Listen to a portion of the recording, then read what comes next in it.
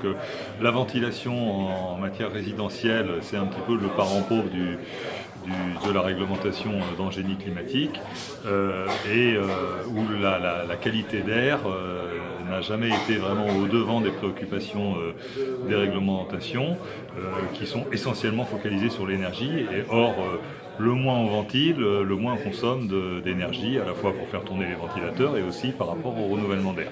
Même si le double flux serait une bonne solution dans la mesure où on récupère de l'énergie, elle est coûteuse. Elle est un peu plus compliquée à installer, elle nécessite de la maintenance. Donc s'il n'y a pas une vraie incitation, soit réglementaire, soit sous forme incitative, type crédit d'impôt ou autre, eh bien le résultat c'est qu'en fait on assiste aux chiffres que l'on connaît aujourd'hui. Alors pourquoi ça fonctionne en tertiaire? Là c'est différent, c'est qu'en tertiaire, la partie de la ventilation est très importante en termes énergétiques puisque le besoin de chauffage est beaucoup moins important, il y a beaucoup d'apports internes, voire d'apports externes par des grandes baies vitrées. Et là, la législation a mis en avant l'aspect récupération d'énergie du double flux.